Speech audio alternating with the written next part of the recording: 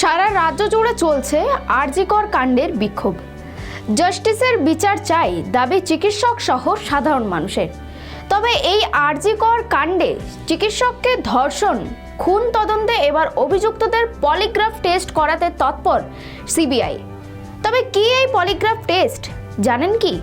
নমস্কার, দেখছেন খবর বাংলার সঙ্গে রয়েছে আমি শ্রুতি। বিজ্ঞান ও প্রযুক্তির খবর নিয়ে তথ্য গোপন করছে ধৃত সিভিক ভলেন্টিয়ার, সন্দেহ সিবিআই এর। সঞ্জয় রায়ের পলিগ্রাফ টেস্ট করতে শিয়ালদা কোর্টে আবেদন কেন্দ্রীয় এজেন্সির। আরজি কর চিকিৎসককে ধর্ষণ খুন তদন্তে এবার অভিযুক্তদের পলিগ্রাফ টেস্ট করাতে তৎপর সিবিআই। কি এই পলিগ্রাফ টেস্ট?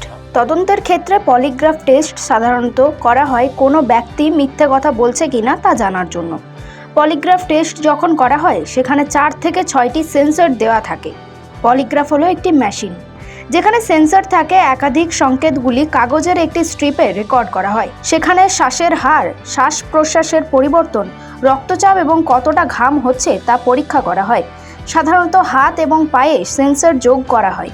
রক্তচাপ ঠিক আছে কিনা তা দেখার জন্য একটি মনিটর, আঙুল ও হাতের তালুতে তড়িৎ প্রবাহের পরিবর্তন লক্ষ্য করার জন্য দুটি নল, বুক ও পাকস্থলীর আশেপাশে যুক্ত করা হয়। আমেরিকান সাইকোলজিক্যাল অ্যাসোসিয়েশনে প্রকাশিত তথ্য অনুসারে পলিগ্রাফ পরীক্ষা শুরু হলে প্রশ্নকর্তা প্রথমে 3 বা 4টি সহজ প্রশ্ন জিজ্ঞাসা করেন। এরপর ধীরে ধীরে প্রশ্ন জটিলতা বৃদ্ধি করা হয়। কোনো প্রশ্নে উপরে উল্লিখিত লক্ষণগুলি উল্লেখযোগ্যভাবে পরিবর্তন হয়েছে কিনা তা দেখা হয়। কর্নেল স্কুল অফ এর একটি রিপোর্টে বলা হয়েছে, মিথ্যে বলার ফলে মানসিক চাপ বেড়ে যেতে পারে। আচরণগত এবং মানসিক পরিবর্তনগুলো দেখা যায় যা মানসিক স্ট্রেস এর সময় হয়ে থাকে, যা ধরা পড়ে ওই গ্রাফে। যদিও পলিগ্রাফ টেস্ট সর্বৈভাবে সরাসরি মিথ্যেকে পরিমাপ করতে পারে না, তবে এ নিয়ে বিতর্ক তো রয়েছেই।